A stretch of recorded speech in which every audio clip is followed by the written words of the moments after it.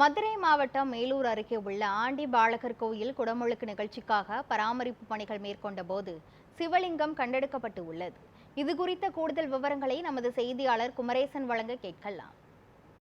மதுரை மாவட்டம் மேலூர் ஜெமினிப்பட்டி பகுதியில் ஆண்டிபாலகர் என்ற கோவிலுக்கு வருகின்ற மாதம் கும்பாபிஷேக பணிகள் நடைபெற்று வருகின்றது. இந்த பணியில் இந்த பகுதியை சுத்தம் செய்வதற்காக சுற்றியுள்ள பகுதிகளை சுத்தம் செய்து வருகின்றன. அப்பொழுது அந்த பகுதியிலிருந்து 400 ஆண்டுகள் பழமையான சிவலிங்கம் கண்டெடுக்கப்பட்டுள்ளது. இந்த பகுதியில் அந்த லிங்கத்தை பற்றி இந்த பகுதியில் 400 ஆண்டுகள் பழமையானதும் இதற்கு முன்னதாக இந்த பகுதியில் வற்றாத குளம் இருப்பதாகவும் பொதுமக்கள் தெரிவித்து வருகின்றனர். இது குறித்து நம்ம இந்த சிவலிங்கம் எப்படி கிடைக்கப்பட்டது, இந்த லிங்கத்தோட வரலாறு என்னவென்று இப்போ இந்த பகுதியைச் சேர்ந்த அவருக்கு கேட்போம். வணக்கம். இந்த லிங்கம் நீங்கள் பார்த்துருக்கீங்க. இது எப்போ இந்த மாதிரி லிங்கம் இதுக்கு முன்னாடி வேறு லிங்கம் ஏதாச்சும் பழமை வாய்ந்த பொருட்கள் கிடைக்கப்பட்டிருக்கா?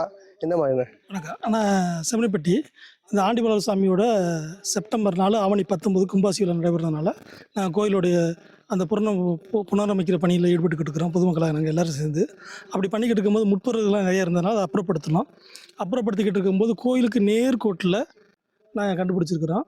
இது ரொம்ப கண்டுபிடிச்சப்பறம் நம்ம பொதுமக்களாகலாம் சம்மந்தப்பட்ட துறை அதிகாரிகளுக்கு தகவல் கொடுத்துருக்குறோம்.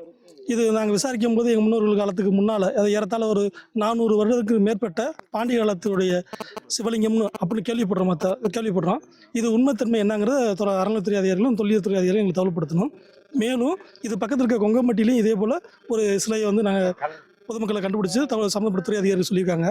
ஸோ அதனால் தொல்லியல்துறை அதிகாரிகளும் அப்புறம் அறநிலையத்துறை அதிகாரிகளும் இந்த பகுதியில் இதே மாதிரி நீண்ட காலமாக உள்ள சிவலிங்கங்களோ கோயில்களோ கல்வெட்டுகளோ தொடர்ந்து கிடைக்கிறதுனால இந்த ஏரியாவில் நீண்ட அகழ்வாராய்ச்சி பண்ணாங்கன்னா தமிழுடைய வரலாறு என்ன அப்படிங்கிறதும் அதுக்கு முன்னோர்களுடைய கல்வெட்டுகள் தொடர்ந்து கிடைக்கிறோம். அதோடைய உண்மைத்தன்மை என்னங்கிறது தெரிஞ்சுக்கலாம். அதை கோரிக்கையாகவும் பொதுமக்கள் சார்பாக நாங்கள் வைக்கிறோம்.